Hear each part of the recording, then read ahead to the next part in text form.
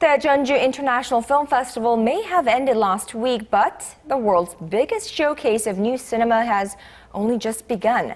Well, Wednesday marked the opening of the 67th Cannes Film Festival as stars, filmmakers, the biggest movers and shakers in world cinema descended on the Croisette in the south of France.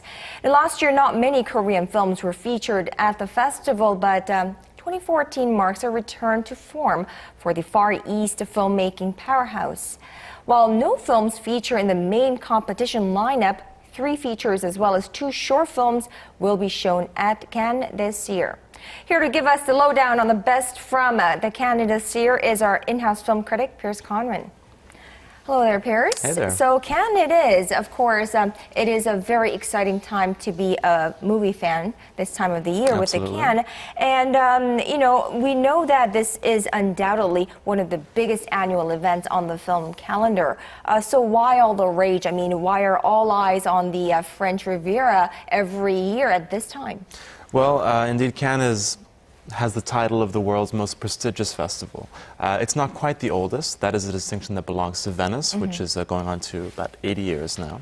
But, I mean, there's something about Cannes is very, very special. The caliber of talent that they attract every year really has no parallel in other festivals around the world. And if you add that kind of a seaside, kind of French Riviera glamour to the mix, it makes for a very convincing whole. So it's a huge event. I'm very jealous of all my friends who are there this year. My social media feeds are inundated with everyone having arrived, but I hope to make it there soon. Right, I'm sure. Now, every year a number of big films debut at the Cannes, and what are some of the this year's hottest tickets that we should be on the lookout for? Well, the main competition has about 18 films, which is always roughly around that every year, and it typically has a bit of a mix of new films from big world cinema auteurs who have previously been invited to Cannes, and alongside that they'll have a few very promising kind of high-profile films from emerging talents. This year the balance is tilted more towards those kind of well-worn names, well-heeled directors in world cinema. We have the Dardenne brothers, who have won the Palme d'Or twice, are returning with their new film 2 Days, 1 Night. It's been described as a Belgian Western. Ken Loack, of course, won for The Wind That Shakes the Barley a few years ago, and he's back with Jimmy's Hall. Some say it might be his last film.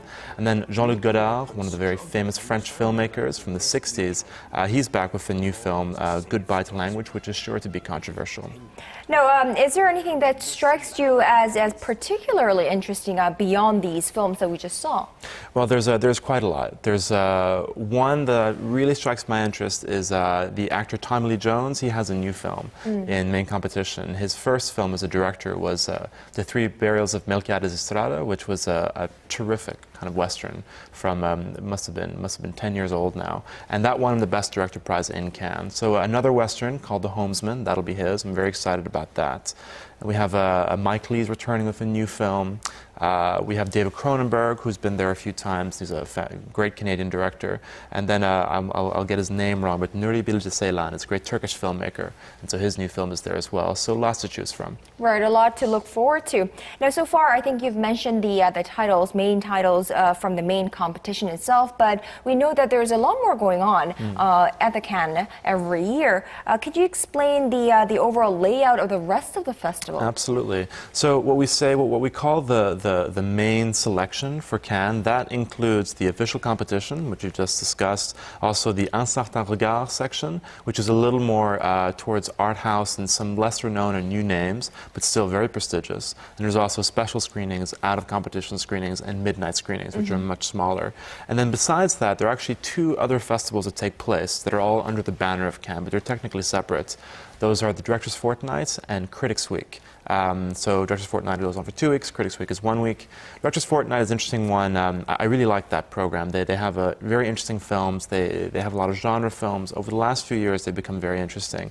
They were set up in the late 60s. Cannes had to cancel 1 year because of the student protests in Paris. Oh, okay. And so they set this up in the wake of that. So lots of great stuff in Directors' Fortnight always. Well, you know, Korea was shut out last year, but is making a big comeback in 2014. Of course, not any one of them is competing in the main competition. However, you know, quite a lot of crop this year of Korean films at the Cannes, right? Absolutely, and people kind of get very kind of upset if there aren't many Korean films at the festival. And, you know, it's nice to see a lot of Korean films there. But at the end of the day, it's not, I don't think it's the most important thing in the world. But it's true, there have been no Korean films in competition since 2 years ago when there was The Taste of Money and In Another Country. So what we have this year are 3 features. One of them is a midnight screening. That's The Target, which was released 2 weeks ago in Korea. Action film of Ri Sung-young, and that's a remake of a French thriller called Point Blank. Beyond that, we have in Un Certain Regard, we have the film A Girl at My Door, or Do-yeon in Korean. And that's the debut of the director July Jung, and it's produced by Lee Chang-dong, and it stars Bae Do-na and Kim Se-ron.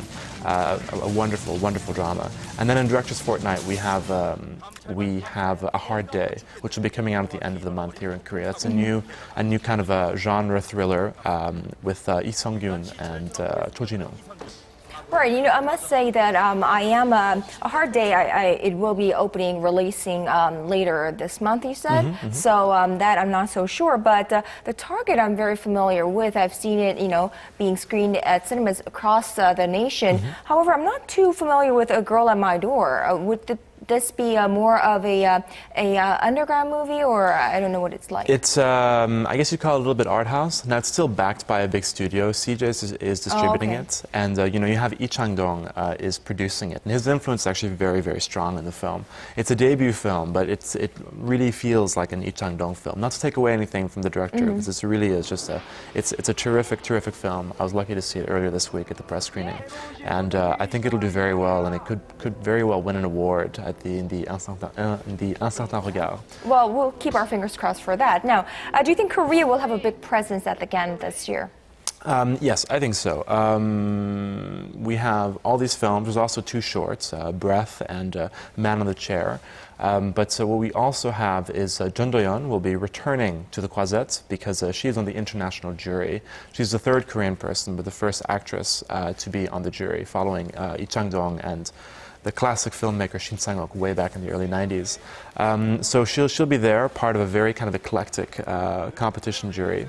And we also have Song Hye-kyo is also going to be going to Cannes to support the publicity for John Woo's new Chinese blockbuster Crossing. And then, of course, there'll be a huge amount of films playing at the Cannes Film Market, CJ, Showbox, Latte. All the big companies are going to be there with their big titles for the summer and the rest of the year.